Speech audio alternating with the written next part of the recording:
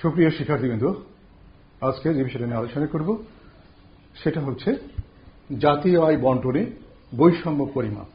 জাতীয় আয় বণ্টনের ক্ষেত্রে কি ধরনের বৈষম্য হয় আমরা জানি যে জাতীয় আয় সম্পূর্ণ সাম্য অনুসারে বণ্টন করা সম্ভব হয় না, সেখানে বৈষম্য থেকে যায়। এই বৈষম্য নিরূপণ করার জন্য আমরা সাহায্য নিয়ে থাকি লরেন্স রেখা এবং গিনি সহগের। গিনি সহগটা কি? গিনি সহগ হচ্ছে ইতালীয় গণিতবিদ গিনি, তিনি একটা সূত্রের সাহায্যে জাতীয় আয় বণ্টনের বৈষম্য পরিমাপ করার চেষ্টা করেছেন। তার নাম অনুসারে এই সূত্রটার নাম হচ্ছে গিনি সহগ। আর লরেন্স রেখা একটা ধরনের রেখা যেটা আমরা চিত্রের মাধ্যমে দেখব, যার সাহায্যে আমরা বৈষম্য পরিমাপ করব। আমরা চিত্রে দুটো অক্ষ যথারীতি আমাদের লম্ব অক্ষ এবং ভূমি অক্ষ। লম্ব অক্ষে আমরা জাতীয় আয়ের শতকরা হার, এখানে আয় বলতে জাতীয়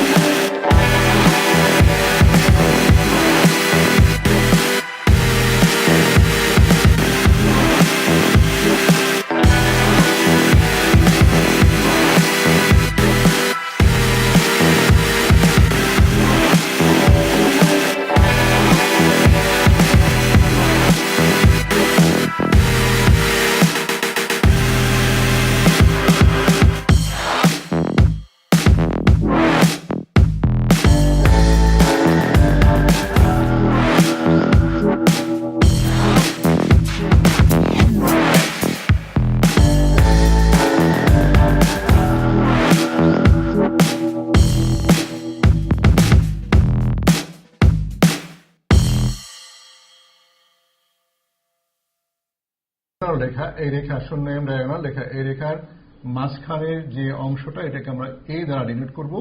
আর লরেন্স রেখার নিচে এখানে যদি একটা কোণ ধরে নিই, আমরা মনে করব 0 কিউ একটা কোণ, এখানে কিউ একটা কোণ, এই কিউ কোণের থেকে উপরে লরেন্স রেখার নিচে এই অংশটাকে আমরা বি অংশ হিসেবে ধরে নিব। চিত্র অনুযায়ী আমরা ব্যাখ্যার চেষ্টা করব বিষয়টা কি। বি অর্থাৎ এই লরেন্স রেখার নিচের অংশটা বি যত উপরের দিকে যাবে, এই 0 এম রেখার যত কাছাকাছি যাবে ততই সমাজের বৈষম্য হ্রাস পাবে। আর এর অংশটা এ অর্থাৎ লরেন্স রেখা যত নিচের দিকে যাবে ততই বৈষম্য বাড়বে, সমাজের বৈষম্য বাড়বে।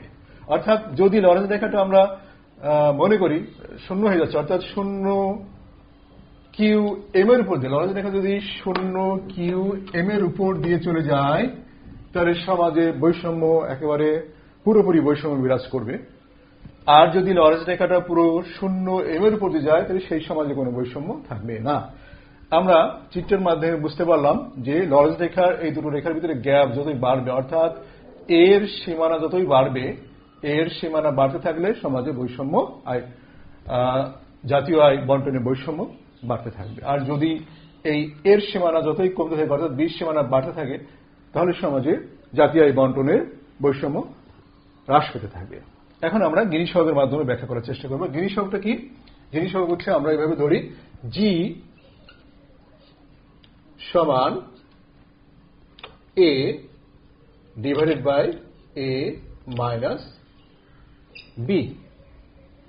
এখানে আমরা বলতে পারি যে গিনি সহগটা জি সমান A by divided by A minus B.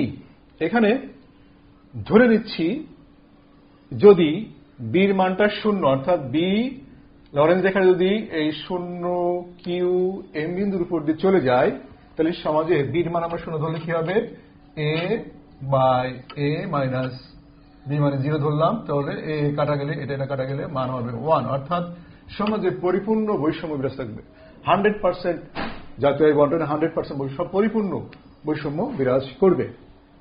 এখন যদি উল্টাটা ধরি আমরা যদি ধরি এর অংশটা 0, তাহলে আমরা লিখতে পারি 0/0 মাইনাস বি। 0কে কোনো কিছুতে ভাগ করলে আমরা মান পেয়ে যাবো 0, অর্থাৎ সমাজ গিনি সহগের মান তখন হবে কি 0। গিনি সহগের মান যদি 0 হয় তাহলে সমাজে বুঝতে হবে যে কোনো বৈষম্য নেই, জাতীয় আয় বন্টনে কোনো বৈষম্য থাকবে না। আর গিনি সহগের মান যদি 1 হয় তাহলে বুঝতে হবে যে সমাজে পরিপূর্ণ বৈষম্য রয়েছে। এখন গিনি সহগের মান সাধারণত আমরা জানি গিনি সহগের মান 0 থেকে সাধারণত যেটা হয় 0 থেকে বড়, কিন্তু 1-এর চেয়ে ছোট হয়। 1-এর সমানও হয় না, সমাজে গিনি সহগের মান 1-এর সমানও হয় না, আবার 0 সমান হয় না।